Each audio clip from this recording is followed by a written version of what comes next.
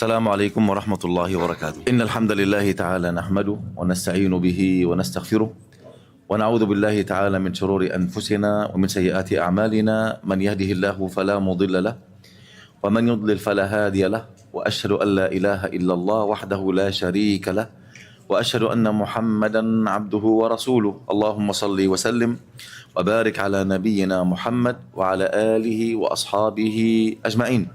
أما بعد، ikhwani dan akhwati yang semoga senantiasa dirahmati dan diberkahi oleh Allah Tabaraka wa Ta'ala.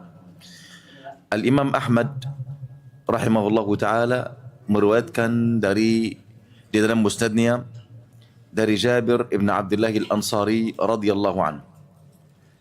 Antum tahu Jabir, seorang sahabat Nabi SAW dari generasi yang muda. Kemudian dia dari kalangan Ansar, ahli Madinah, bukan dari kalangan muhajirin ahli Makkah. Jabir radhiyallahu anhu mengatakan Nabi SAW selama tinggal di Makkah selama 10 tahun, beliau SAW mengikuti orang-orang yang berhaji. Berhaji artinya orang musyrikin. Apakah ada orang musyrikin berhaji? Ya. Mereka berhaji, mereka berumrah sesuai dengan sebagian dari agama Ibrahim alaihi salam. Kerana mereka menisbatkan diri mereka kepada siapa? Ibrahim alaihi wa ala nabiyyina salatu wassalam. Oleh kerana itu mereka mengagungkan Al-Baitul Haram, yaitu Makkah. Mereka berkata, kami ahli Al-Baitul Haram, bagaimana ini dan itu. Lalu mereka tidak terima dakwah Nabi SAW. Kerana menurut mereka dakwah Nabi bertentangan sama dakwah siapa? Ibrahim alaihi wa ala nabiyina salatu wassalam. Lalu mereka datang dari seluruh negeri Arab untuk melaksanakan ibadah haji sesuai dengan manasik mereka. Ada sebagian sah, ada sebagian banyak tidak sah. Sebagian sah itu yang sesuai dengan manasik Nabi Ibrahim AS. Yang tidak sah, ada banyak hal yang baru seperti talbiyah. Talbiyah yang kita mengetahui, labbaik Allahumma labbaik, labbaik la syarika laka labbaik. Mereka la syarika laka labbaik illa syarik, kecuali salah satu syarik. Tamlikhu wa mamalak, anta ya Allah yang memilikinya, namun dia tidak memiliki sesuatu pun. Ini tambahan dari orang musyrikin. Kata Jabir radhiyallahu anhu, Nabi SAW mengikuti orang-orang yang berhaji pada musim haji di tempat mereka singgah. Di tempat mereka singgah. Di Basar, Uqaz, Majannah, dan tempat mereka singgah di Mina. Nabi SAW mengatakan kepada mereka, siapa di antara kalian membantuku, menolong aku, melindungi aku agar aku dapat sampaikan risalah Allah Azza wa Jalla.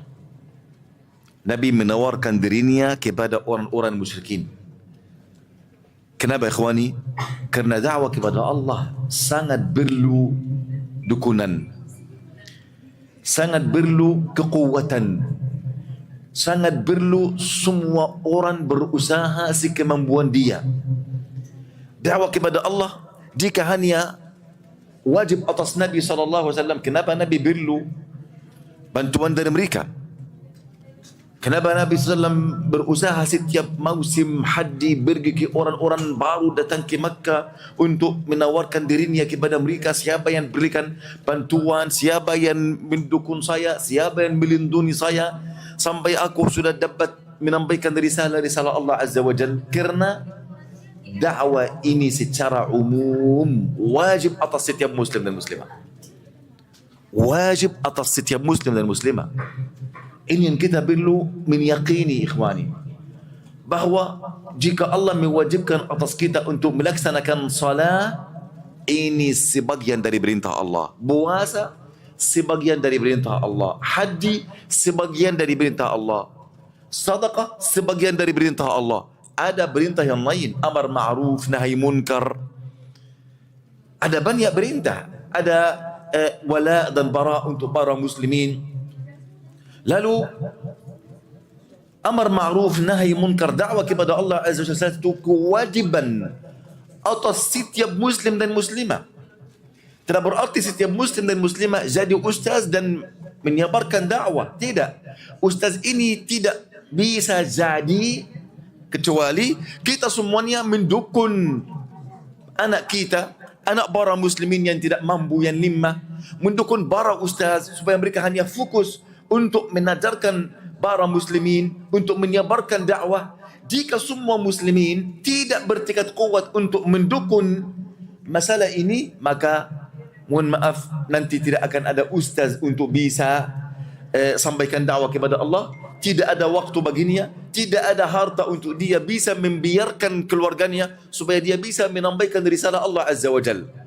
Oleh kerana itu setiap muslim dan muslimah sekemampuan dia harus menyampaikan apa yang Allah perintahkan untuknya. Lalu Nabi SAW menawarkan dirinya kepada orang musyrikin. Namun tidak ada orang berikan apapun untuk beliau. Kenapa? Kerana ada banyak tahziran di semua negeri Arab terhadap siapa? Nabi Muhammad SAW. Kata Jabir, sehingga jika ada orang dari tempat yang jauh, dari Mudar atau Yaman, tempat jauh, mereka ingin melaksanakan haji, lalu keluarganya mendatanginya dan berkata kepadanya, wahai anakku, wazbadalah dari anak bimuda Quraisy, yaitu siapa? Muhammad SAW. Tahziran ada. Wazbadalah dari anak bimuda Quraisy, jangan engkau terkena fitnah beliau. A'udzubillah. Lalu semua orang datang tahu ada seorang pemuda di Quraisy, beliau ada agama baru, beliau ada perintah baru, beliau ingin menghancurkan semua ibadah orang jahiliyah. Lalu mereka seperti ada antibiotik, mereka tidak mau, tidak kasih kesempatan untuk mendengar. Jika Nabi berbicara, mereka memperuluk-uluk Nabi SAW. Kata Jabir, sehingga Nabi SAW berjalan di antara kendaraan mereka. Ya subhanallah. Ke pasar-pasar mereka Nabi pergi. Ke tempat parkir kendaraan mereka Nabi pergi. Supaya mungkin ada salah seorang budak, ada seorang masalah tertinggal di sana, supaya Nabi bisa sampaikan apapun dari dakwah Allah Azza wa Jalla. Bayangkan Allah Azza wa Jalla menggambarkan ini dalam surat Al-Kahf. Fala'allaka bakhi'un nafsaka ala atharihim. Saya mau tahu kajian ini untuk para laki-laki atau untuk akhwat juga? Akhwat juga. Kenapa di sana banyak berbicara, masih berbicara? Para akhwat, kalau ada yang diam, insyaAllah nanti ada hadiah. Yang berbicara tidak ada hadiah, insyaAllah. Kita di majlis ilmu sekarang, artinya tidak boleh kita berbicara kecuali yang darurat saja, supaya kita tidak mengganggu para malaikat yang turun dari langit, yang berputar sampai mereka sampai ke arsy Allah Azza wa Jal. Mereka Allah membangga-bangga dengan kita di hadapan para malaikat. Para malaikat ini hanya turun untuk apa? Untuk hadir majlis ilmu. Kenapa? Kerana ini sebagian tugas manusia. Manusia jadi pemimpin untuk para malaikat. Sejak Allah menciptakan Nabi Adam alaihissalam, sebagaimana kita di akhir kajian ini akan sampaikan, Allah suruh Nabi Adam menadarkan para malaikat. Suruh para malaikat berjalan duduk di hadapan Nabi Adam alaihissalam. Ini isyarat bahawa yang menaikkan bendera agama untuk semua penghuni langit dan bumi manusia. Oleh kerana itu, janganlah engkau mengganggu tamu kita, yaitu para malaikat. Kemudian ikhwani dan akhwati yang semoga senantiasa dirahmati dan diberkahi oleh Allah Azza wa Jal, semuanya diam. Bagaimana? Ada hadiah. Ada hadiah untuk semuanya. Kita sudah janji yang diam akan ambil hadiah. Taib. Barakallahu fikum jami'an. Lalu Allah Azza wa Jalla berfirman, "Fala'allaka bakhi'un nafsaka 'ala atharihim." Kenapa engkau wahai Muhammad cabik sekali berusaha terus mengikuti langkah pikas sandal mereka? Kenapa mengikuti langkah-langkah mereka? Agar beliau dapati salah satu orang sampaikan dakwah Allah Azza kepada mereka. Bayangkan kondisi para da'i di zaman ini, termasuk saya. Jika tidak ada tempat bersiap, kita tidak pergi. Taib, apakah kita pernah? Mereka sudah tahu tidak ada hadiah, mereka mulai berbicara lagi. Bagaimana sih? Harus ada hadiah untuk mereka. Walaupun lontong. Barakallahu fikum. Lalu ikhwani dan akhwati, dakwah kepada Allah Azza wa Jalla ini sangat mulia di sisi Allah Tabaraka wa Ta'ala. Sangat mulia. Oleh kerana itu Allah memilih para nabi, orang yang paling dicintai oleh Allah, agar mereka menyampaikan dakwah kepada Allah.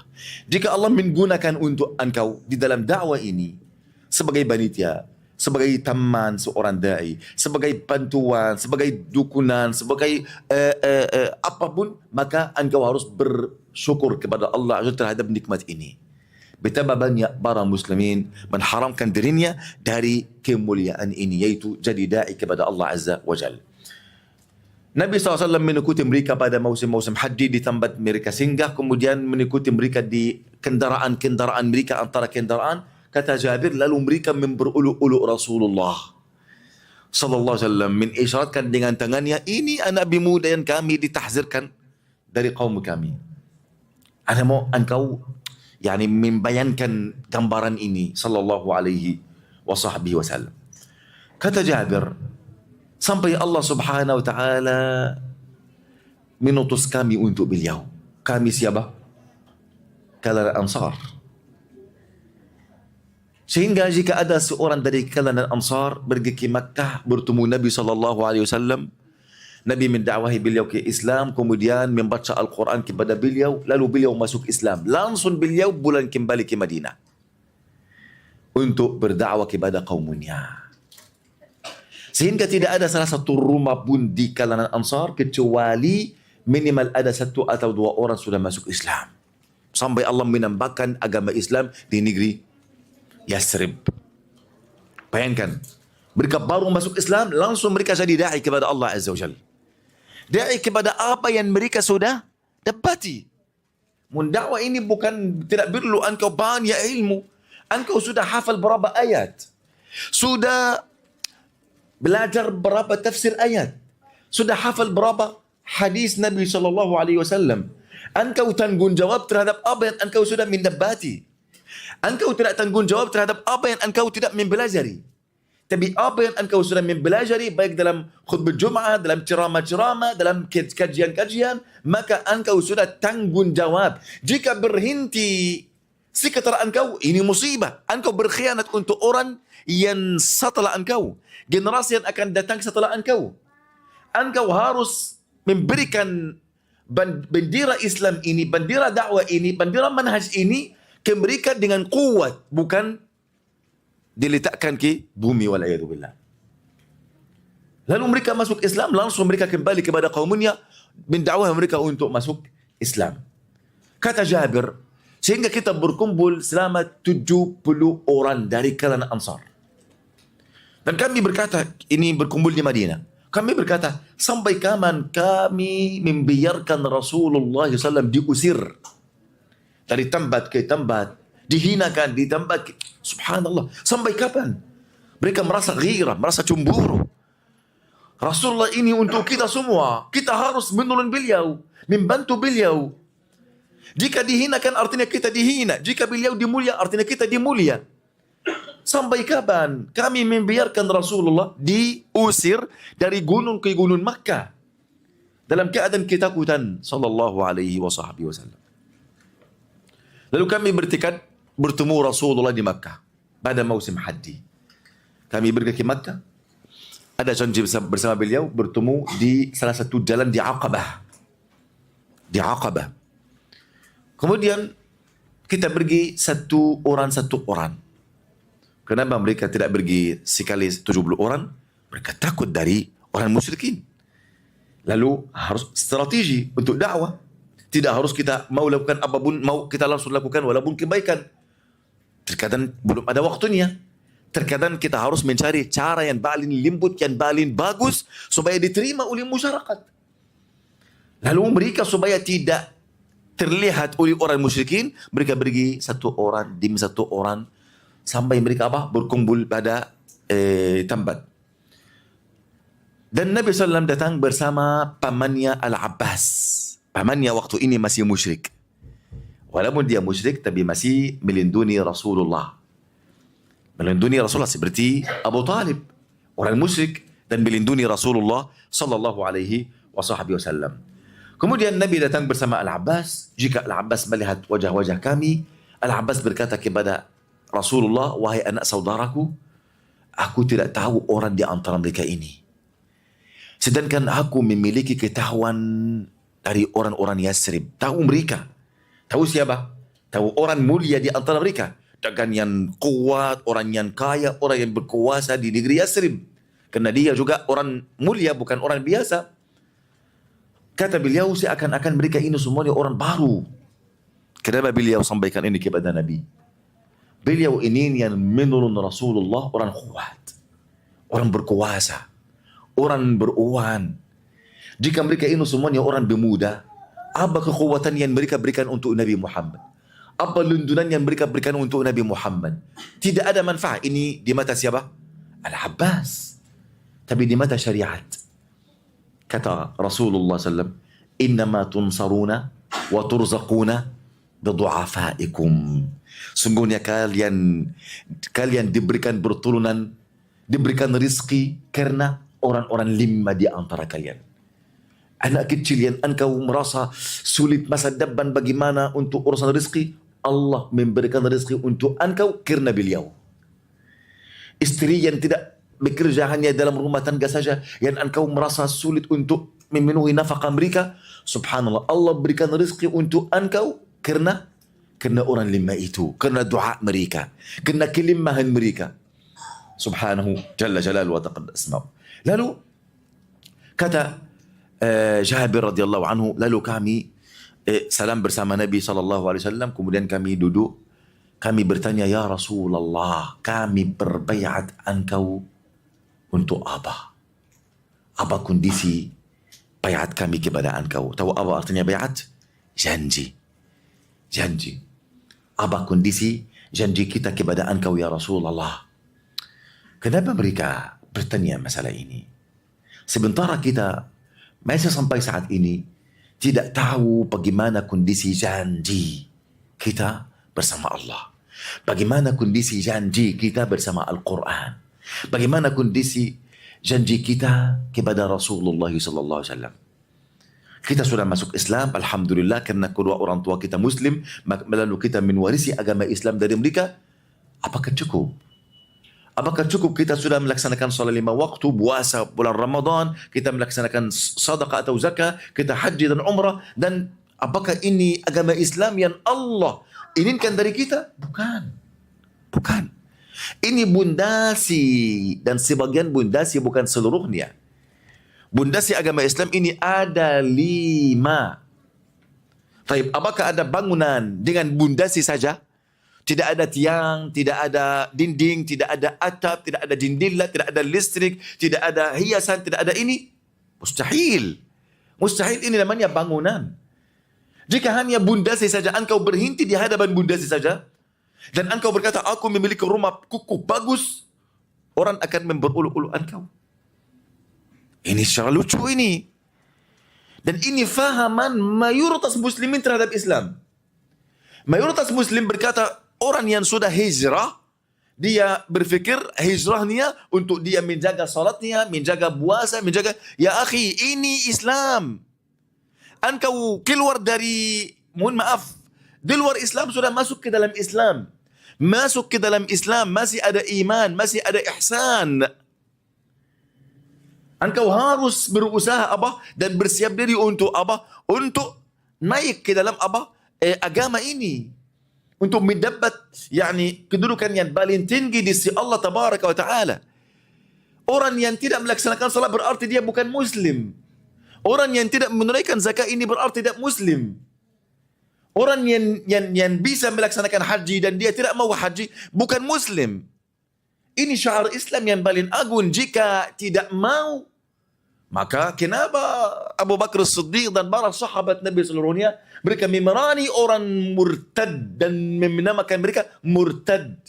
Kenapa mereka murtad? Mereka masih mengucapkan asyhadu an la ilaha illallah, asyhadu anna Muhammad Rasulullah. Mereka masih melaksanakan salat. Mereka masih beragama Islam, tapi mereka berkata apa? Tentang zakat, ini untuk Rasulullah. Jika Rasulullah meninggal, tidak ada zakat lagi. Sahabat menamakan mereka apa? Murtad. Kerana mereka menjatuhkan salah satu syiar Islam, yaitu zakat. Taib. Jika ada orang sekarang mengaku dia Muslim, dan ada banyak syiar seperti ini, salat atau zakat atau puasa atau haji, dia tidak mau. Dan engkau berkata ini sudah hijrah. Hijrah kepada apa? Dia hijrah ke Islam, belum hijrah untuk berpegang teguh kepada apa? Agama Allah Azza dengan kuat. Ini namanya hijrah. Hijrah ini artinya pindah dari maksiat ke taat. Paham ikhwani? Lalu mereka kerana merasa tanggung jawab, merasa ada akad antara mereka dan Allah dan Rasulnya, mereka mau tahu apa poin-poin di dalam akad tersebut. Apa syarat-syarat akad Islam mereka agar mereka diterima oleh Allah Azza wa Jalla. Ini wallahi ya ikhwani, banyak orang kalau faham poin ini, kita akan istirahat.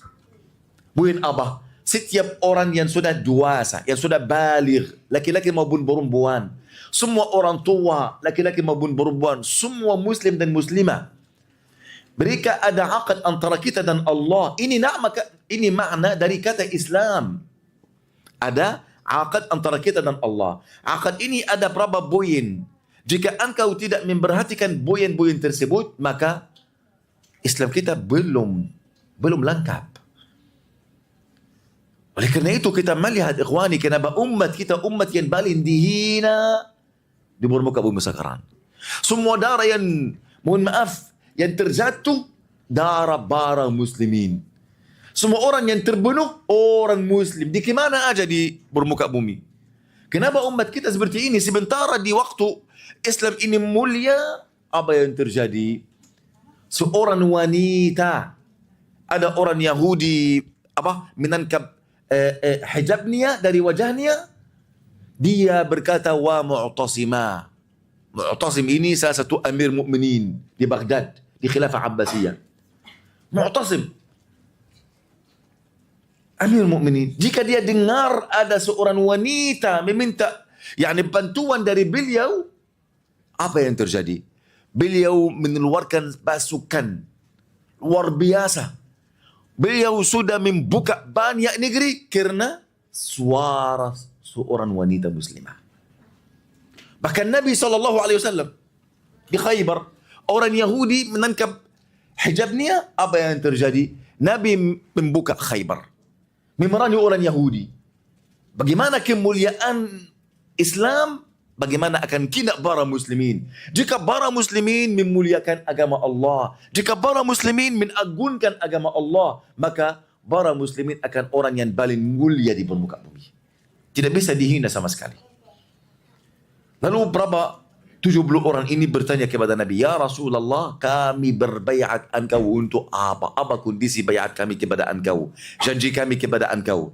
Setiap muslim dan muslimah seharusnya menghafal poin ini, menyakini terhadap masalah ini, dan bersiap diri untuk melakukan hal ini. Kata Nabi SAW, kalian berbaiatku untuk yang pertama, mendengar dan taat di dalam kondisi baik, bersemangat maupun malas. Ini poin yang pertama, mendengar dan taat. Bayangkan ikhwan dan akhwati, apa artinya mendengar, apa artinya taat? Mendengar artinya agama ini wahyu dari Allah Azza wa Jalla. Harus kami mendengar, harus kami mempelajari, harus kami menerima apa yang diturunkan dari Allah Azza wa Jalla kepada Nabi-Nya, baik Quran maupun Sunnah. Kami harus bersungguh-sungguh untuk menuntut ilmu, untuk mempelajari. Kerana jalan menuju Allah Azza wa Jalla bukan untuk orang bodoh, mustahil. Sebagaimana kebodohan seorang kepada Allah, sebagaimana dia jauh semakin jauh dari Allah tabaraka wa ta'ala. Ilmu yang mendekatkan engkau kepada Allah. Ilmu yang memurnikan jalan yang benar, menambahkan jalan yang benar menuju Allah tabaraka wa ta'ala. Ilmu yang melindungi engkau dari syubhat atau syahwat. Ilmu yang menunjukkan engkau kepada apa yang dicintai oleh Allah, apa yang dibenci oleh Allah dan Rasulnya sallallahu alaihi wasallam.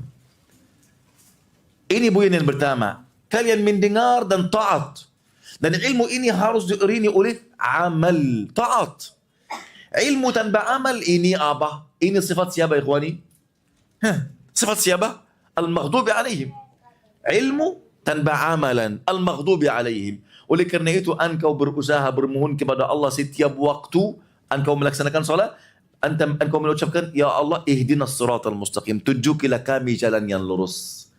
Siapa yang sudah pernah jalan di atas jalan yang lurus, alladzina an'amta alaihim, siratal ladzina an'amta alaihim, siapa yang Allah berikan nikmat kepada mereka, an-nabiyyin, siddiqin, syuhada, salihin, dan orang-orang yang berteman sama mereka dengan kebaikan. Kemudian ghairil maghdubi alaihim, yaitu orang Yahudi. Orang Yahudi, kenapa Allah murka kepada mereka? Karena mereka berilmu tanpa amalan. Mereka menerima ilmu, tetapi mereka tidak ingin menggabungkan bersamanya apa? Amalan. Oleh kerana itu, ikhwani, ini poin yang pertama. Engkau harus mendengar melalui ceramah, melalui para ustaz, melalui engkau mendengar rekaman, harus mendengar. Kemudian harus menggabungkan apa? Amalan sesuai dengan apa yang engkau sudah mempelajari. Baik engkau dalam keadaan malas maupun semangat. Tidak boleh engkau walaupun malas membiarkan agama Islam. Kena boleh jadi engkau membiarkan salah satu perintah, maka akan kena hukuman dari Allah dan azab dari Allah sebagaimana kita akan menjelaskan. Ini yang pertama. Yang kedua, kalian berinfak.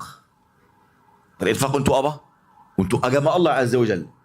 Baik dalam keadaan sempit maupun lapang. Harus engkau bersiap diri untuk berinfak. Dengan apapun walaupun remeh di mata engkau. Apa yang engkau meremehkan ini, boleh jadi ini yang memberatkan timbangan kebaikan engkau pada hari kiamat.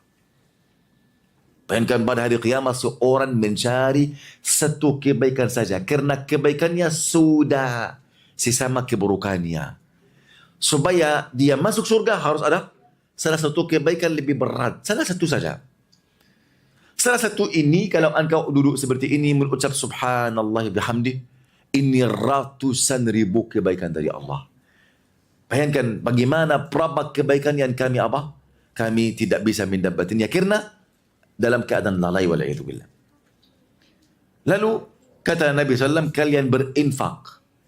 Baik kalian dalam kondisi lapangan maupun sempit. Karena infak ini namanya seperti apa? Tian untuk agama Islam. Infak. Jika tidak ada infak, para menuntut ilmu yang mayoritas mereka fakir dan miskin tidak bisa.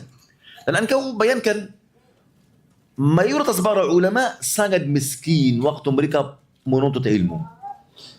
Sangat miskin. Al-Imam Abu Hanifah seorang yatim. Miskin sekali. Al-Imam Ahmad bin Hanbal seorang yatim. Miskin sekali. Al-Imam Syafi'i seorang yatim. Miskin sekali. Bahkan Syafi'i ini supaya dia ada hal yang bisa dia menulis atasnya, dia pergi ke orang tukang menyembelih hewan supaya nanti dia membuat namanya tulang ada tulang dada dan ini lebar. Dia ambil tulang ini supaya dia menulis ilmu di atasnya. Atau beliau menumpulkan namanya kulit hewan untuk menulis ilmu di atasnya. Kerana tidak ada uang untuk dia untuk dia membeli kertas dan ini. Lalu jika tidak ada harta ikhwani, para menuntut ilmu tidak bisa dapat buku-buku yang mereka bisa mempelajari. Biaya ilmu yang mereka seharusnya mereka berinfak. Lalu infak jika tidak ada, maka tidak ada dakwah bisa akan berdiri. Tidak ada masjid akan berjalan. Tidak ada seorang da'i bisa berpindah dari tempat ke tempat supaya menyampaikan risalah Allah Azza wa Jal. Oleh kerana itu infak ini salah satu tiang dan poin dan syarat engkau dan janji engkau kepada Allah dan Rasulnya. Oleh kerana itu ikhwani, Allah tabaraka wa ta'ala berfirman, ha antum haula'i tud'auna litunfiqu fi sabilillah. Ingatlah kalian adalah orang-orang yang diajak untuk meninfakkan hartanya di jalan Allah. Apa artinya fi sabilillah? Apakah jihad saja? Tidak. Engkau duduk berapa jam ini namanya fi sabilillah. Engkau berusaha untuk menuntut ilmu, usaha engkau ini fi sabilillah. Engkau berusaha untuk mendukung salah satu dakwah atau tempat dakwah, ini fi sabilillah. Seorang yang mempelajari ilmu hafal Quran di salah satu tempat seperti ini, waktu mereka ini namanya fi sabilillah. Jihad fi sabilillah. Seperti orang tentara, jika mereka berperang, maka mereka ini fi sabilillah. Setiap detik melewati mereka ini fi sabilillah. Bagaimana jihad mereka kepada Allah? Luar biasa. Begitu bahkan lebih mulia daripada mereka orang yang menuntut ilmu, hafal Quran, hafal hadis, belajar bahasa Arab, belajar ilmu, mendekatkan diri kepada Allah. Ini yang paling mulia daripada hanya apa? Pasukan di dalam medan perang. Kerana pasukan dalam perang, Allah tidak mensyariatkan ini kecuali untuk ada tujuan nanti.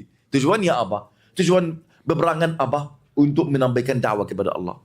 Artinya orang yang berperang, dia tugasnya membuka jalan untuk seorang da'i dan ulama supaya mereka apa? Membuka hati orang kafirin. Orang tentara membuka negeri orang kafirin. Tapi kita tidak perlu negeri, kita perlu apa? Perlu hati mereka. Maka tugasnya orang da'i membuka hati mereka untuk Islam. Tugasnya para tentara hanya membuka pintu supaya orang da'i bisa masuk. Kerana itu tidak boleh kita sebagai muslimin, namanya jihad ini ada dua jenis. Ada jihad dafa', ada jihad talab. Jihad dafa', jika ada musuh datang menghancurkan negeri kita, kita seharusnya membela, seharusnya kita apa? Melawani orang itu. Jika jihad talab, ada seorang muslim yaitu pemimpin ingin menyebarkan sampaikan dakwah Islam ke negeri yang lain yang kafir. Lalu beliau kirim utusan dari para ulama. Orang kafir itu tidak mau sama sekali, tidak setuju. Lalu ada pilihan, 3 pilihan untuk mereka. Yang pertama, antum masuk Islam dan hak antum seperti hak kita. Apa yang engkau milik, kan kalian milik, ini tetap untuk antum. Jika antum tidak mau, maka antum harus bayar jizyah. Jizyah.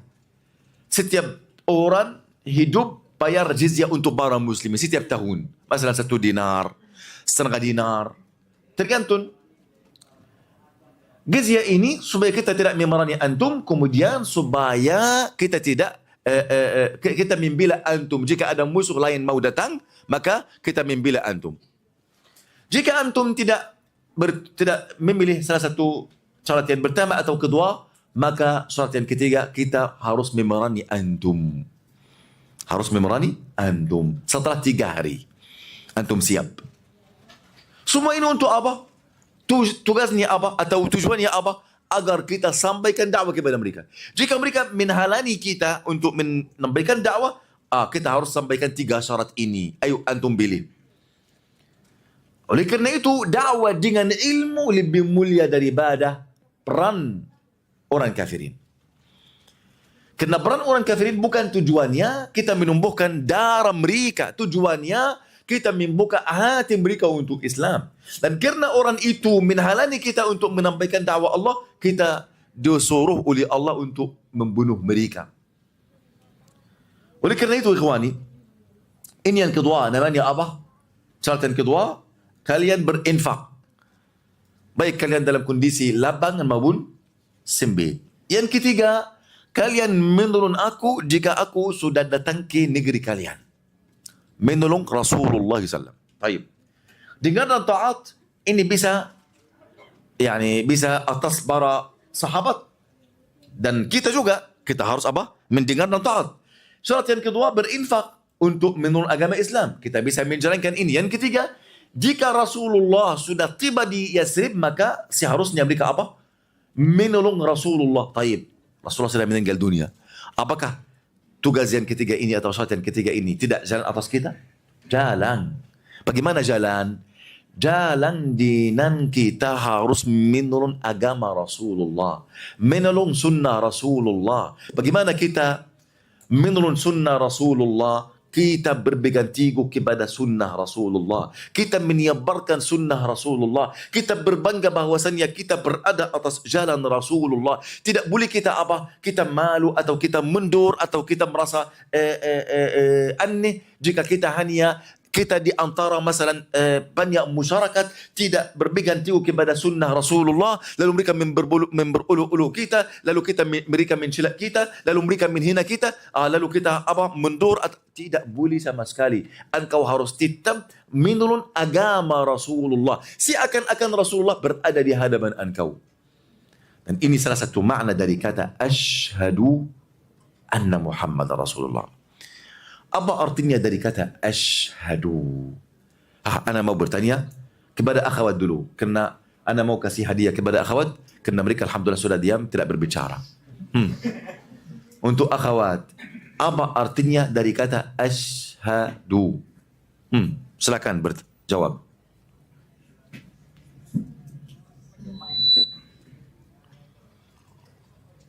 Aku bersaksi. Nama-nama. Hafsah. طيب يا أختي حفصة بارك الله فيكي، أنا tidak mau terjemah kata, أنا mau makna kata aku bersaksi. Ada hadiah insyaAllah. Nama kelas. Saya mau arti dari kata asyhadu atau kata aku bersaksi. Apa arti? Tapi kalau bersaksi saja, kenapa tidak masalah aku melihat? Kenapa harus asyhadu? Bukan ara, aku melihat. Yani kalau ada orang kafir mau masuk Islam, kalau dia berkata, aku melihat bahwa tidak ada Tuhan berhak untuk disembahi kecuali Allah saja. Apakah ini benar? Belum masuk Islam. Kapan masuk Islam? Kalau berkata asyhadu. Artinya, kita masalah aku bersaksi tidak pas dari makna asyhadu. Ada makna yang lain. Silakan akhwat. Bersaksi dengan meyakini dengan hati. Meyakini dengan hati, menamakan dengan anggota badan, serta sah. Tapi soal, anti sudah tanya Ustaz Google atau anti hafal ini? Tanya Ustaz Google. Tidak. Alhamdulillah. Ini hadiah untuk anti. Silakan. Siapa yang kasih? Anak kita kecil di sini siapa? Kasih Syekh. Karena tidak ada hadiah lain di sini. Kasih Syekh. Jazakallah khairan. Benar ini. Arti dari kata asyhadu, aku melihat dengan mataku dan aku meyakini dengan hatiku apa yang aku ucapkan. Ini makna kata asyhadu.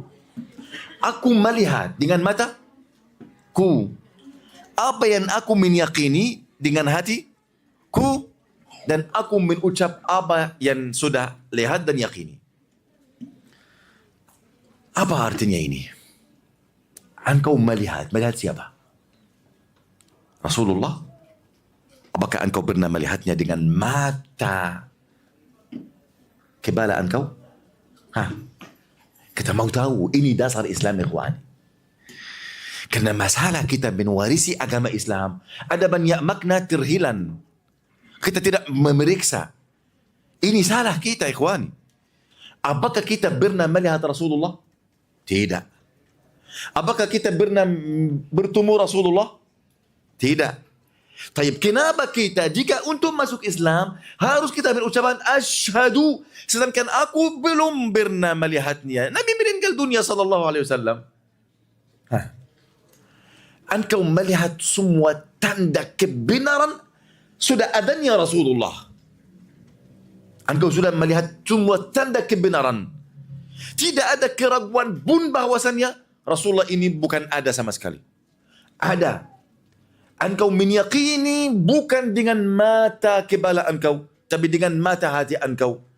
Ada namanya basar, ini mata. Ada basirah, penglihatan hati. Keyakinan hati.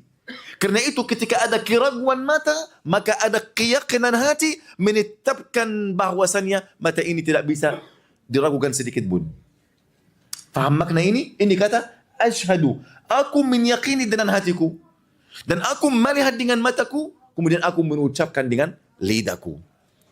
Walaupun engkau tidak pernah melihat Rasulullah, tapi semua tanda-tanda kebenaran bahwasannya adanya Rasulullah di dunia ini sunnah Rasulullah yang benar, ini Quran yang diturunkan atas Rasulullah SAW, semua cerita tentang Rasulullah ini semuanya benar. Benar bukan hanya benaran hati saja, bahkan akan engkau melihat ini dengan mata kepala engkau. Ini makna dari kata asyhad.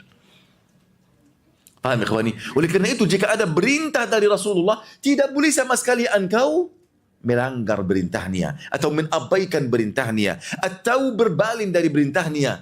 Karena seakan-akan Rasulullah berdiri di hadapan engkau dan beliau yang langsung perintah engkau, bukan melalui seorang da'i atau ustaz.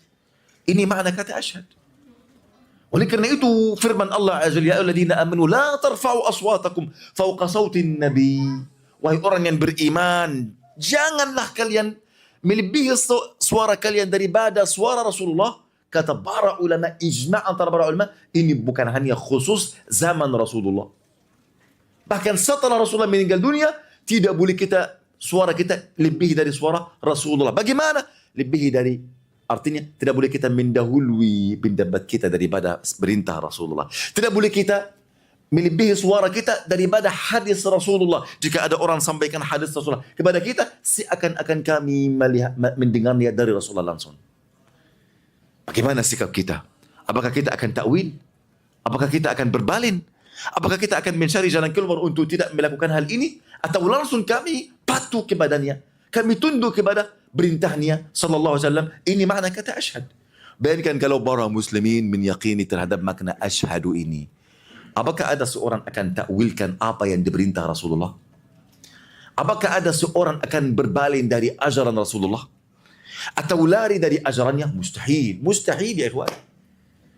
Tapi kenapa ini terjadi sekarang? Kena kebodohan. Kebodohan. Kendaraan iblis ke neraka. Kebodohan. Dia ingin sekali kita terjerumus di dalam kebodohan. Jika seorang sudah jadi bodoh, maka dia boneka di tangan syaitan. Wal'iyadu billah. Syaitan suruh ini, suruh itu, bisa masukkan syubhat dan syahwat, maka sudah jadi tawanan syaitan. Oleh kerana itu kata Al-Imam Ibn Al-Jawzi rahimahullah, syaitan itu berusaha terus untuk apa? Untuk memadamkan cahaya wahyu di dalam hati seorang hamba. Mematikan lampu wahyu. Jika tidak ada cahaya wahyu sama sekali, ada apa? Kegelapan dosa dan maksiat dan keinginan jiwa. Maka syaitan bisa apa? Bisa membuatnya tempat tinggal, bahkan bisa menggunakan belakunnya untuk apa? Untuk jadi tentara iblis. Betapa banyak ada tentara iblis di antara kita dan kita tidak sadar. Jika kita di dalam kebodohan. Oleh kerana itu hal yang paling dicintai oleh iblis, seorang muslim jadi bodoh. Wala'iyadzubillah. Oleh kerana itu ikhwani, jika engkau melihat ada banyak, ketika ada kalangan orang bodoh, mereka banyak ada khurafat. Tahu khurafat? Khayalan. Tahu khayalan? Khurafat, khayalan. Hal yang aneh, mereka langsung membenarkan. Ada seorang berkata, ada guru saya duduk sama beliau melakukan tangan seperti ini, beliau menjabat tangan Rasulullah. Oh, beliau melihat Rasulullah. Ini masuk di mana dia? Ini masuk di akal siapa ini? Rasulullah sudah meninggal dunia. Rasulullah tidak pernah lakukan ini sama Abu Bakar, sama Umar, sama Utsman, sama Syafi'i, sama Ahmad, sama orang-orang yang mulia di umat ini. Apakah lakukan sama anta? Kebodohan membuat orang membenarkan semuanya. Bahkan mereka berkata, oh dia anak sama guru saya, ternyata dia ada azan salat, dia tidak mau salat. Kenapa? Dia berkata, saya sekarang salat di Masjid Nabawi. Engkau duduk di debu di masjid kita, sementara engkau melaksanakan salat jamaah di Masjid Nabawi. Wahai orang yang dusta, Masjid Nabawi sekarang tidak ada salat jamaah. Kita lebih dahulu mereka 4 jam. Sekarang sudah ada azan asar. Di sana belum ada azan sama sekali. Belum ada azan zuhur di sana. Masalahnya ini. Faham? Kebutuhan membuat orang apa? Membenarkan apa aja yang akan apa? Akan dikatakan kepada mereka. Ini yang ketiga ikhwan, yaitu apa? Menolong Rasulullah sallallahu alaihi wasallam jika Rasulullah tiba di Yasrib. Jika Rasulullah berada di kemana aja, artinya agamanya berada, sunnahnya berada, maka engkau harus patuh kepadanya, tunduk kepada ajaran Rasulullah sallallahu alaihi wasallam. Ini ketiga. Yang keempat, kata Nabi sallallahu alaihi wasallam, kalian menghalangi musuh-musuhku jika aku berada di Yasrib. Sebagaimana kalian menghalangi antara kalian, diri kalian, anak-anak kalian, istri-istri kalian dari musuh kalian. Artinya, jika ada musuh ingin membunuh Rasulullah atau memerangi Rasulullah, maka wajib atas penduduk Yasrib itu akan memerangi mereka bersama Rasulullah. Tidak boleh mereka apa? Tidak boleh mereka hanya diam saja. Lalu mereka sudah tahu bahwasannya ini 4 syarat bayat mereka kepada Rasulullah. Mereka ingin untuk menjabat tangan Rasulullah. Ini supaya bayat harus dilakukan. Ini mereka apa? Menjabat tangan Rasulullah. Lalu ada seorang pemuda yang paling pemuda di antara mereka. Namanya As'ad bin Zurarah. Beliau berdiri memegang tangan Rasulullah. Berkata, wahai penduduk Yasrib, pelanlah. Jangan bergesa-gesa. Kalian tahu demi Allah kami tidak memukul perut unta sampai ke sini kecuali kita meyakini beliau adalah Rasulullah yang benar. Tapi ini janji, kata beliau. Kalian tahu bahwa jika kalian berjanji Nabi tentang buyan-buyan tersebut, artinya ini perpisahan antara antum dan orang Arab seluruhnya. Artinya akan ada permusuhan antara antum dan orang Arab seluruhnya. Artinya orang Arab akan membunuh orang terbaik kalian. Dan bidang orang Arab akan senantiasa membunuh kalian, tidak berhenti.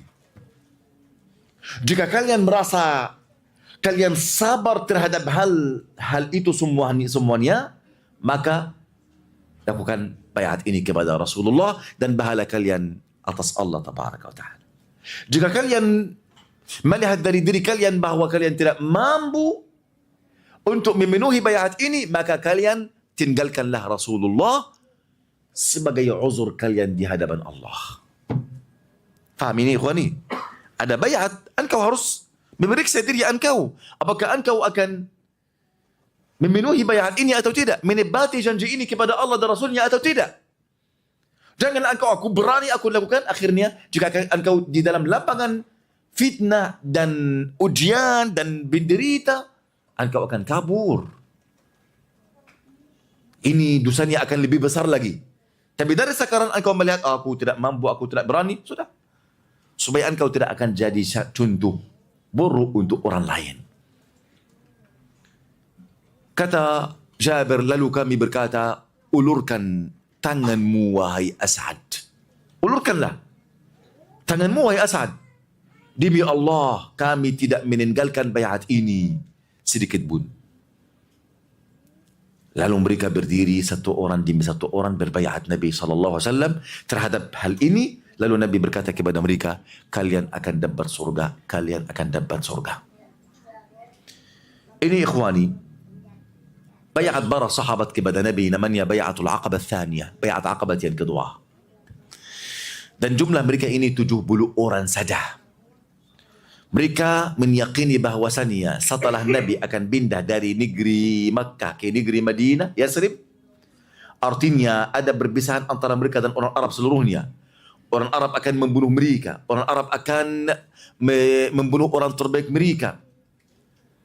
Tahu mereka berkorban bagaimana? Mereka tahu mereka akan jadi korban untuk Islam. Mereka akan terbunuh. Subhanallah, mayoritas mereka ini yang dakwah Islam di Madinah dibangun atas paha mereka semuanya, seluruhnya meninggal di mungkin sebelum Nabi hijrah ke Madinah. Tapi mereka menambil pahala setiap orang Muslim dan Muslimah, baik di Madinah maupun di luar Madinah. Karena di atas mereka sudah ada bundasi untuk Islam di Madinah. Bundasi untuk Islam di Madinah. Semua bangunan di Madinah, bangunan untuk Islam, jadi da'i, jadi mujahid fi sabilillah, untuk menyebarkan dakwah ke mana, ke sana, ke situ, semuanya di atas kepada apa? Kembali kepada orang yang membuat bundasi ini. Subhanallah, mereka tidak berkorban dengan hal banyak. Mereka banyak di antara mereka. As'ad bin Zurarah ini, apakah engkau sudah mendengar nama beliau setelah hal itu? Karena beliau meninggal setelah 1 atau 6 bulan saja. Dan kebanyakan mereka dari 70 orang ini meninggal sebelum ada seharusnya menurbankan atau menabdi atau semuanya meninggal. Artinya apa? Apa engkau takut terhadapnya? Mungkin tidak kena engkau. Yang penting engkau bertekad kuat, engkau berniat dengan kebenaran bahwasanya engkau akan menolak agama Islam dengan niat yang baik dan benar. Jika ada waktunya, engkau harus berdiri memenuhi niat engkau. Mungkin tidak akan sampai kepada engkau. Boleh jadi engkau akan meninggal di sidan jalan. Alhamdulillah. Sebagaimana Allah berfirman, minal mu'minina rijalun sadaqu ma'ahadullah alaih. Di antara orang-orang yang beriman, ada orang-orang yang menepati apa yang mereka janjikan kepada Allah. Faminhum man qada nahbah. Di antara mereka ada yang meninggal. Meninggal artinya di sidan jalan, belum sampai ke tujuan mereka. Wa minhum man yantazir. Dan ada di antara mereka yang masih menunggu-nunggu. Wa ma baddalu tabdila. Orang yang masih menunggu-nunggu ini, mereka tidak berubah sedikit pun dari janji mereka kepada Allah Azza wa Jalla. Ini yang kita harus apa? Berusaha, ikhwani. Yaitu ada janji kita kepada Allah Azza wa Jalla. Apakah kita sudah sakaran di saat ini, sudah memenuhi janji ini atau tidak? Menepati janji ini atau tidak? Ya, kita menepati berapa janji. Masalah, contoh, kita sakaran di funduk untuk tahfiz Quran. Setiap perempuan di sini sudah jadi tanggung jawab terhadap wahyu Allah. Ini makna luar biasa wallahi. Jika kita mentadabburi masalah ini, tanggung jawab terhadap wahyu Allah Azza wa Jal. Bayangkan ada seorang pemuda sekali, umurnya tidak sampai 12 tahun atau 13 tahun. Namanya Zaid bin Sabit. Zaid bin Sabit, seorang dari kalangan Ansar. Seorang pintar, cerdas, hafalnya bagus. Keluarganya membawa beliau kepada Rasulullah. Lalu Rasulullah kagum terhadap kecerdasan beliau dan kemampuan beliau. Beliau masih pemuda. Dia sekelas 1 SMB atau 2 SMB. Tapi bukan SMB negeri pada waktu ini, karena belum ada. Lalu Nabi SAW bersabda, wahai Zaid, saya khawatir orang Yahudi mengganggu Al-Quran. Saya ingin engkau mempelajari bahasa orang Yahudi. Orang Yahudi menterjemahkan Al-Quran dengan bahasa mereka untuk kaum mereka. Lalu mereka berubah dari arti Al-Quran.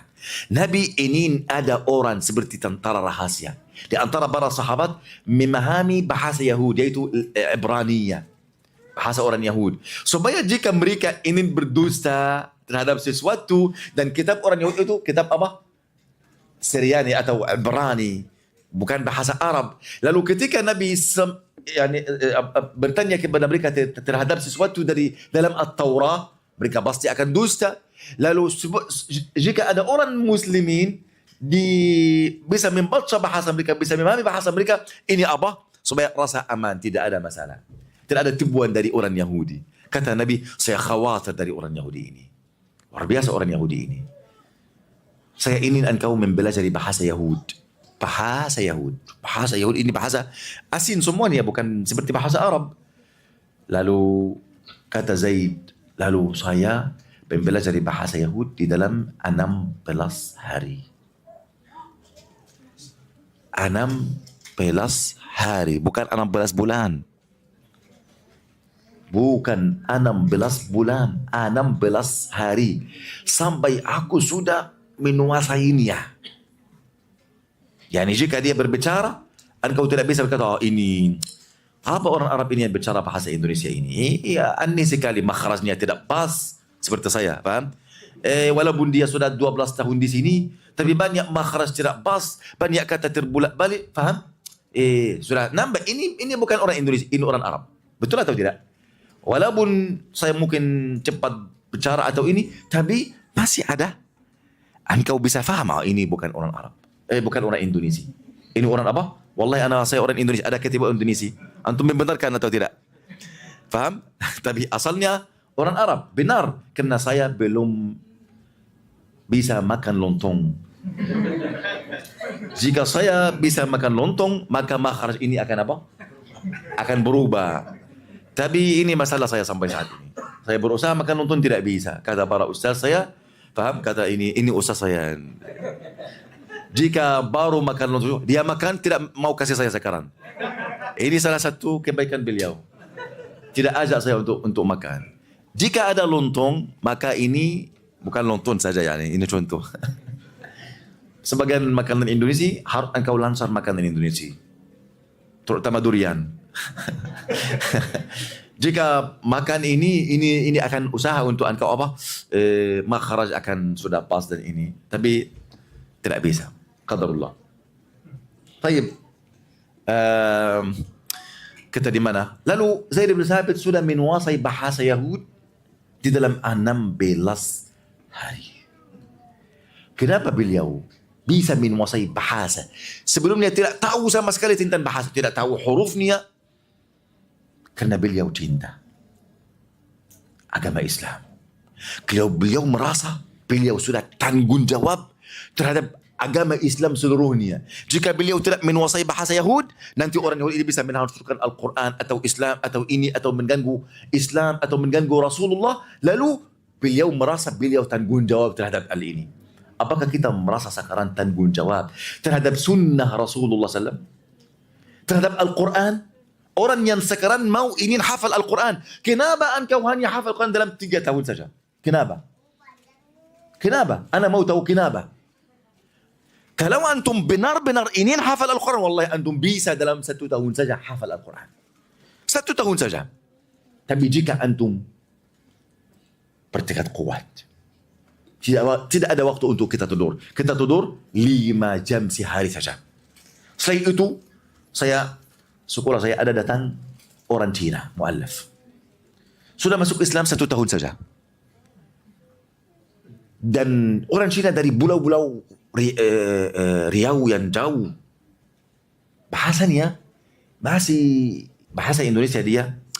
Yani ana merasa dia aneh. Bahkan dia lebih aneh daripada saya. Bahasa Indonesia. Makhrajnya tidak terlalu pas. Beliau tidak bisa membaca huruf bahasa Arab. Dan beliau sudah mu'allaf 1 tahun saja. Beliau ingin belajar agama. InsyaAllah. Lalu beliau datang. Saya mau belajar agama. Silahkan. Beliau tidak terlihat tidur sama sekali. Mungkin 1 jam, 2 jam, 3 jam sehari. Mungkin semua orang yang mewarisi agama Islam seperti kita tidur mungkin 8 jam. Merasa malas ini. Dia tidak. Dia mau setiap waktu hafal kosakata ini, hafal jumlah ini, hafal ini. Tahu dia belajar bahasa Arab dalam berapa tahun? Berapa tahun? Yang tidak bisa, yani makhrajnya dalam bahasa Indonesia belum pas. Bagaimana makhrajnya dalam bahasa Arab? Akan lebih buruk. Dia belajar bahasa Arab dalam 9 bulan. Sekarang dia, Masya Allah, belajar hadis, takhrij, tahqiq, bahasa Arab. Semua buku yang dia belajar sekarang bahasa Arab. Dalam 9 bulan. Kenapa ikhwani? Karena dia cinta. Karena dia merasa dia tanggung jawab. Akhirnya ikhwani, kita di hadapan bayat kepada Allah dan Rasulnya. Bayat ini mulai jika engkau sudah jadi balik, mulai engkau berbayat kepada Allah dan Rasulnya. Bayat. Jika engkau tidak menepati janji engkau kepada Allah dan Rasulnya, maka ada hukuman. Janganlah engkau merasa engkau akan kabur dari hukuman Allah. Tidak ada yang kabur sama sekali.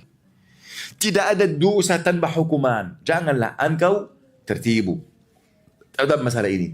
Tidak ada dosa tanpa ada hukuman. Kata Allah Azza wa Jal, Laisa bi amaniyukum wala amaniya ahlul kitab. Surga yang tinggi, ampunan Allah yang luas, bukan sesuai dengan angan-angan kalian atau angan-angan ahli kitab. Bukan. Kata Allah, "May ya'mal su'an yujza bih." Barang siapa yang mengerjakan keburukan, maka dia akan dibalas sesuai dengan keburukannya. Engkau merasa tidak langsung untuk hafal Quran karena ada dosa. Engkau belum taubat dengan benar. Engkau merasa engkau cepat malas, engkau rajin di awal setiap 1 bulan, 2 bulan, setelah itu engkau malas karena ada dosa, engkau belum taubat dengan kebenarannya. Ada perintah Allah, engkau belum melakukannya. Engkau merasa malas untuk hadir majlis ilmu karena engkau ada dosa dan maksiat. Dosa ini halangan antara engkau dan Allah. Engkau menutupi pintu taufik karena dosa engkau. Oleh kerana itu engkau harus setiap waktu beristighfar, bertaubat supaya Allah membuka hati engkau dan jiwa engkau untuk hal ini.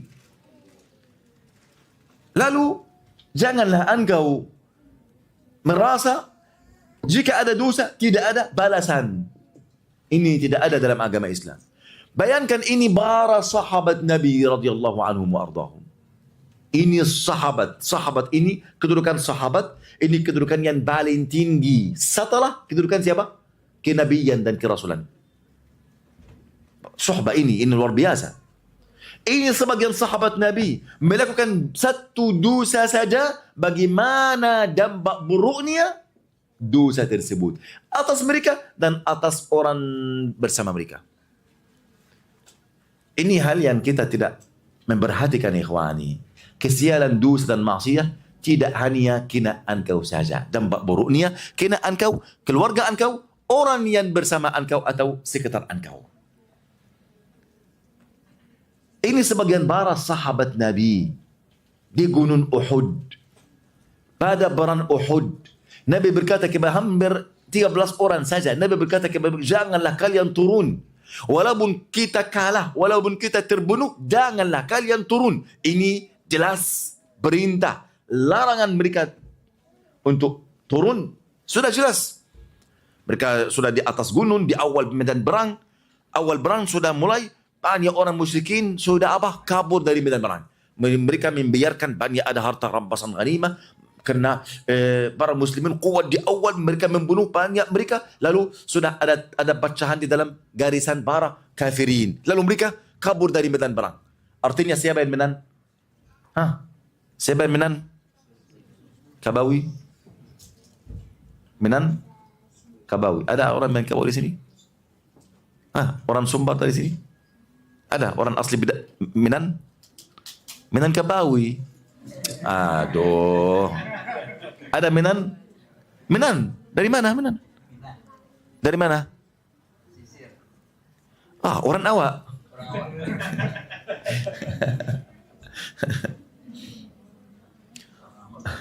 Taib. Minan juga? Mana? Payakumbuh, saya Bukit Tinggi. Apa? Titan gak sih? Iya. Taib. Lalu ikhwani, mereka turun. Kenapa? Karena ada harta rampasan ghanimah. Mereka membiarkan sabda Nabi, janganlah kalian turun. Lalu ketua mereka berkata, Nabi sudah melarang kalian, jangan turun, jangan turun. Maka mereka ada keinginan untuk menambil harta rampasan ghanimah. Mereka melihat sudah medan perang tidak ada orang musyrikin lagi, sudah kabur. Lalu mereka turun untuk menambil harta rampasan ghanimah. Khalid bin Walid bersama pasukan para musyrikin, masih musyrik, belum masuk Islam. Melihat tentara melemparkan anak panah, sudah turun dari gunung, lalu mereka berputar di belakang gunung, kemudian mereka naik di atas gunung, mereka melemparkan anak panah ke orang muslimin sampai bunuh dari orang muslimin 70 orang. Di antara mereka siapa? yang terkenal? Siapa yang tahu? Dari akhwat. Ada hadiah lagi. Siapa yang terkenal yang dibunuh pada perang Uhud? Yang Nabi marah sekali dan sedih sekali. Apa? Ana mau dari akhwat ya akhi. Aduh. Hamzah radhiyallahu anhu. Hamzah radhiyallahu anhu. Radhiyallahu anhu dibunuh. Bahkan Nabi SAW hampir dibunuh. Nabi SAW di medan perang ada berita bahwa Rasulullah sudah meninggal dunia. Kenapa? Orang musyrikin berkumpul banyak di hadapan Nabi, sekitar Nabi. Nabi sendiri memerangi mereka. Sampai ada namanya bisi dari namanya apa? Ini dari bisi.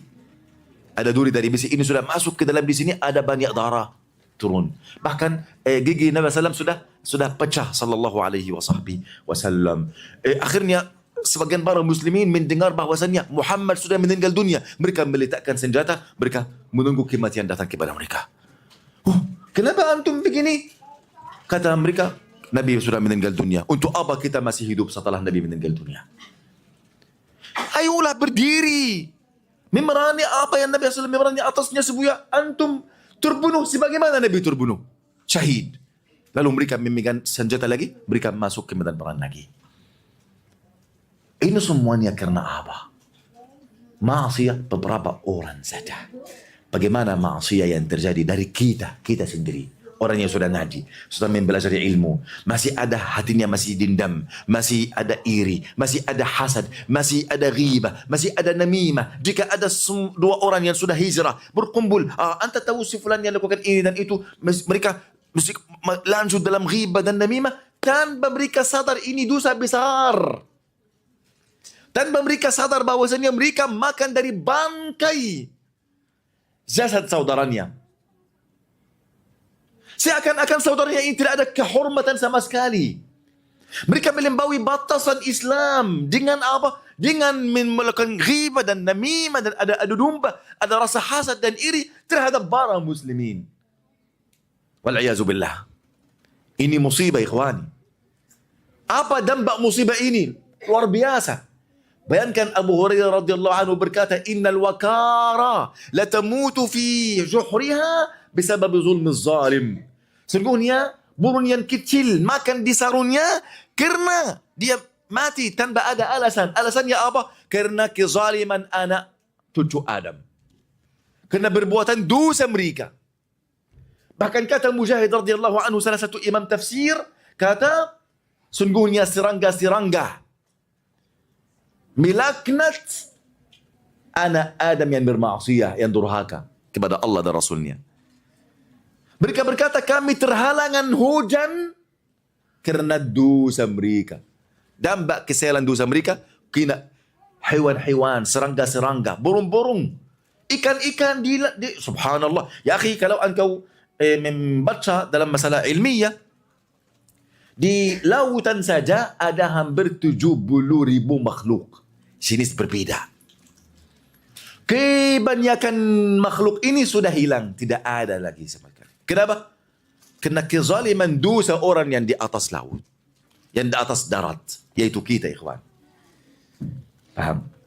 Oleh karena itu, jika ada dosa, jika engkau meletakkan bendera dalam salah satu perintah saja, boleh jadi umat kita akan kalah karena dosa engkau ini.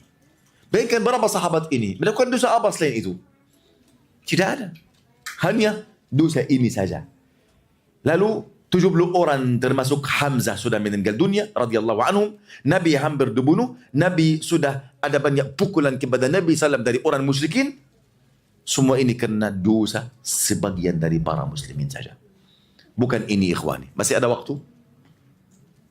Masih ada waktu? Atau buka tanya jawab?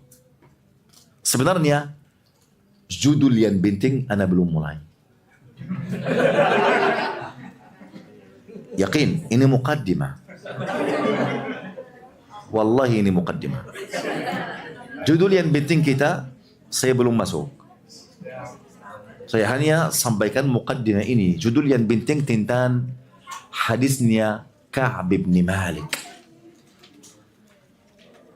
Dan sahabatnya ada 2 sahabat sama Ka'ab bin Malik. Mungkin saya kasih rencana cepat, yani ambil faedah saja. Jika ada pertemuan yang lain insyaAllah, jika tidak di sini akan di hari kiamat, kita akan insyaAllah menjelaskan secara lebar tentang hadisnya Ka'ab bin Malik. Karena ada banyak faedah. Banyak faedah. Kesimpulan dari hadis Ka'ab bin Malik ini, ikhwani, Ka'ab ini salah satu sahabat Nabi. Tidak pernah sama sekali membiarkan Rasulullah pada salah satu perang. Semua peperangan Nabi Muhammad beliau bersama beliau, kecuali satu perang saja, yaitu perang apa? Akhwat yang jawab. Perang apa? Ada hadiah insyaAllah. Akhwat, beliau janganlah buka Google, janganlah bertanya Ustaz Google. Anda tahu Ustaz Google ini pintar sekali, hafal semuanya. Masya Allah, ada biti-biti. Tahu biti-biti? Bocor. Biti-biti palsu. Ada biti-biti sekarang. Siapa tahu Ka'ab bin Malik tertinggal pada perang apa? Akhwat ya akhi. Silakan. Siapa yang tahu? Ada 20.000, ada 10.000.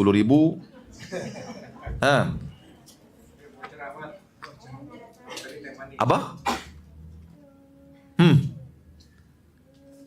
Sebutin aja semua perang, men. Pasti keluar. Handap ke, apa ke gitu. Ayo syabab. Siapa yang tahu? Tidak ada. Boleh tanya Ustaz Google.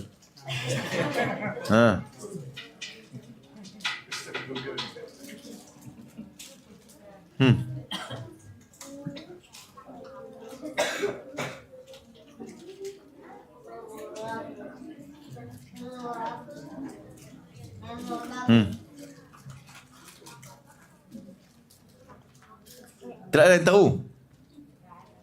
Aduh, ada banyak harta. Okey, saya bawa harta ini. Okey. Baik, ada ikhwan yang tahu? Tabuk, Masya Allah. Silakan Syekh. Ini 20.000 Syekh. Harus ada istri hari ini belanja banyak dari mall ya.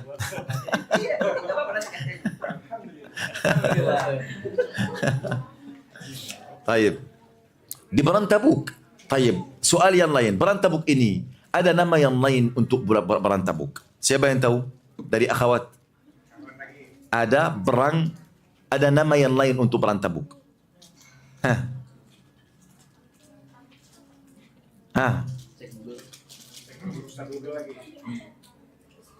Perang Tabuk ada nama yang lain.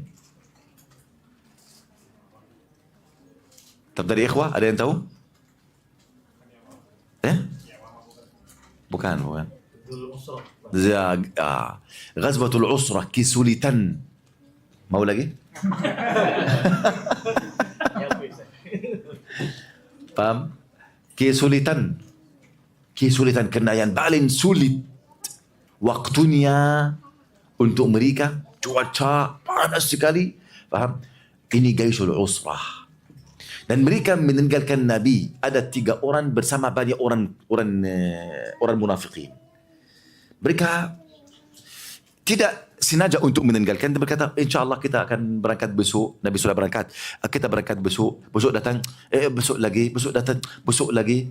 Sampai tiba-tiba Nabi kembali ke Madinah. Mereka biasa luar biasa. Tunda-tunda ini luar biasa ikhwan. Ini salah satu senjata iblis. Menunda-nunda engkau sampai akhirnya semangat engkau sudah jadi apa? Sudah.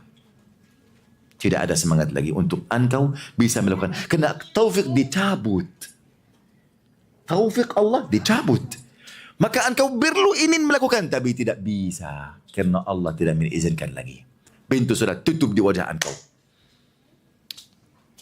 Lalu Zaid Ka'ab bin Malik dan kedua sahabatnya, sahabat Nabi, mereka tertinggal pada perang Tabuk.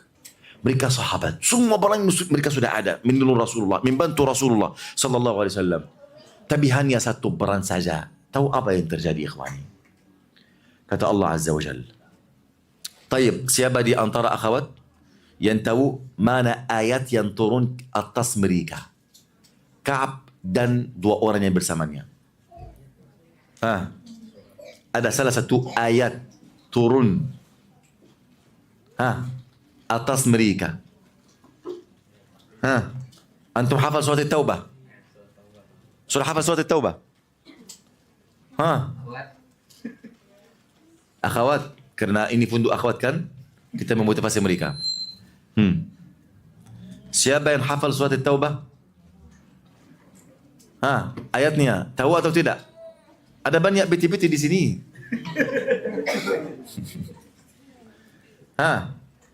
Tidak tahu. Kata Allah Azza wa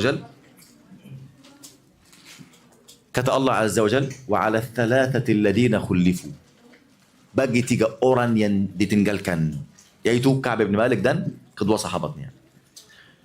Hatta idza daqat alaihimul ardu bima rahabat, hingga bumi yang luas terasa sempit bagi mereka. Wa daqat alaihim anfusuhum.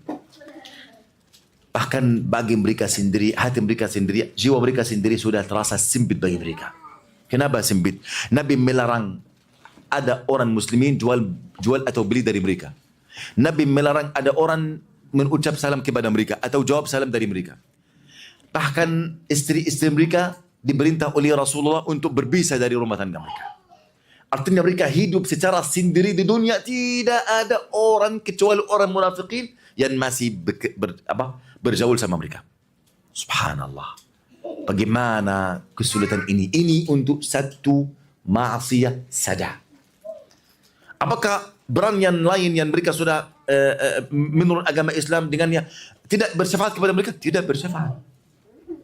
Karena boleh jadi di brand ini Islam akan dihansurkan dan engkau meninggalkan.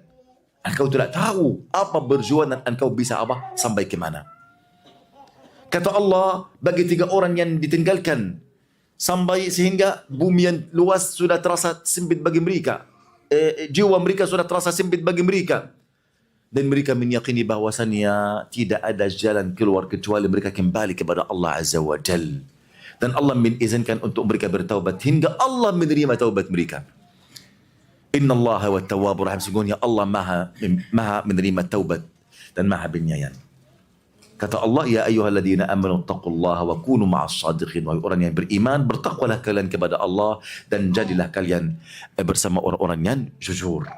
Ini ikhwani kisah luar biasa, kisah sahabat Nabi yaitu Ka'ab bin Malik dan Bara dan kedua sahabatnya, bagaimana cara mereka tertinggal, apa hukuman dari Nabi SAW atas mereka, kenapa mereka Nabi kasih hukuman sulit seperti ini, dan kenapa Allah memilih 3 orang ini untuk menerima taubat mereka sementara ada hampir 70 orang dari kalangan munafikin Allah tidak menerima mereka sama sekali, dan Allah sudah membuka aurat mereka di hadapan para muslimin sampai hari kiamat, dan mereka namanya orang munafik waliyadzubillah di dalam tempat yang paling rendah di dalam neraka Jahannam. Ini yang kita insyaAllah mungkin akan sampaikan di pertemuan yang lain, jika tidak di dunia akan di akhirat insyaAllah. Oke, barakallahu fikum jami'an. Taib, mohon maaf ketika mukaddimah sudah panjang seperti ini, tapi luar biasa kita harus memahami masalah ini bahwasannya kita sebagai orang muslim kita merasa tanggung jawab terhadap Islam. Kita sebagai orang muslim, engkau seorang pemimpin untuk agama Islam. Pemimpin artinya khalifah. Khalifah artinya pemimpin menyebarkan petunjuk. Engkau tanggung jawab terhadap diri engkau, keluarga engkau, dan semua alam semesta terhadap engkau. Baik orang kafir atau hewan-hewan atau serangga-serangga, engkau jadi khalifah. Karena itu maksiat engkau akan kena siapa? Kena semua makhluk terhadap engkau. Kena semua makhluk terhadap engkau. Janganlah engkau berkata, ya maksiat saya ini hanya untuk diri saya sendiri. Bukan. Oleh kerana itu Allah mewajibkan atas kita ibadah namanya amar ma'ruf nahi munkar. Dan nasihat untuk setiap muslim dan muslimah. Jika engkau sudah menegakkan syariat amar ma'ruf nahi munkar, insyaAllah dosa yang lain tidak akan kenaan engkau. Tapi kapan dosa yang lain akan kena engkau? Jika engkau berpaling dari menurut agama Islam, jika engkau tidak menegakkan syiar amr ma'ruf nahi munkar, syiar dakwah kepada Allah Azza wa Jal, maka kesialan dosa orang lain akan kena engkau. Wal'iyadu billah. Semoga Allah Azza wa Jalla menjadikan apa yang kita sampaikan ini bermanfaat untuk kita semua. Dan mohon maaf ketika ada kesalahan dari saya atau ada kekurangan dari saya atau makhraj yang tidak pas dari saya, karena seperti Anda sudah sampaikan, belum makan lontong. Paham? Ya. Silakan yang ingin bertanya, masih ada 5 menit di hadapan kita untuk tanya jawab. Ada hadiah insyaAllah. Ada banyak hadiah di sini, banyak biti-biti di sini. Biti-biti bahasa Minang artinya duit. Ya. Awat pertanyaan.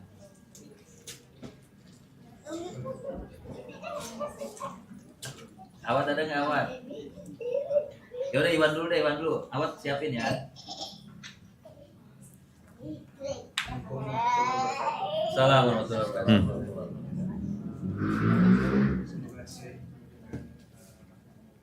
Amin. Amin. Mau bertanya, disebutkan di sini bahwa salah satu bayat di sini adalah berinfak sama seperti yang dalam agama Islam. Ya. Apa kalau Anda juga salah pernah dengar bahwa sholat adalah merupakan tiang agama Islam. Betul. Semuanya tian. Semuanya tian. Nabi bersabda apa? Buniyal Islamu ala khams. Islam itu dibangun atas 5 hal.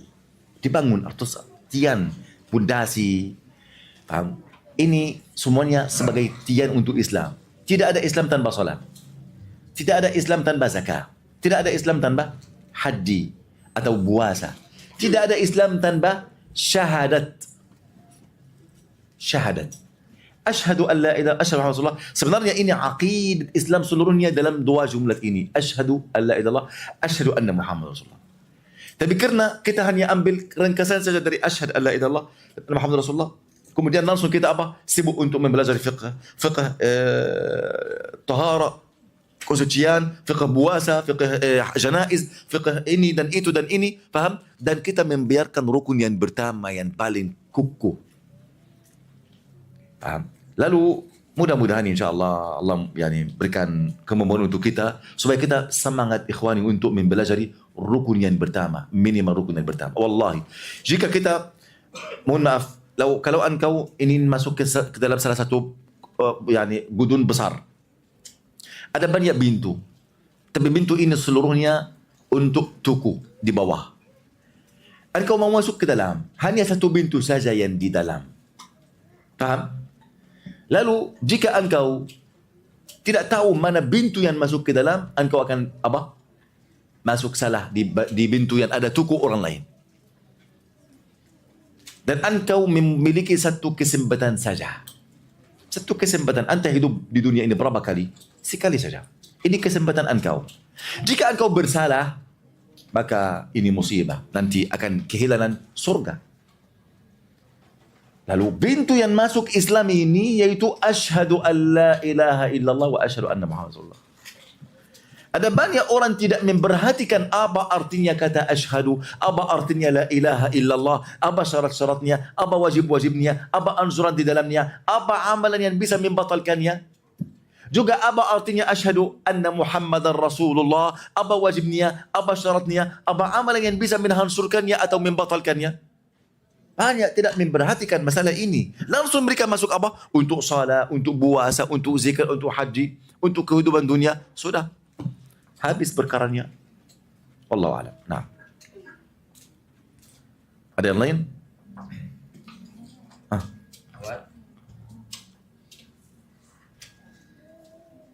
Baik.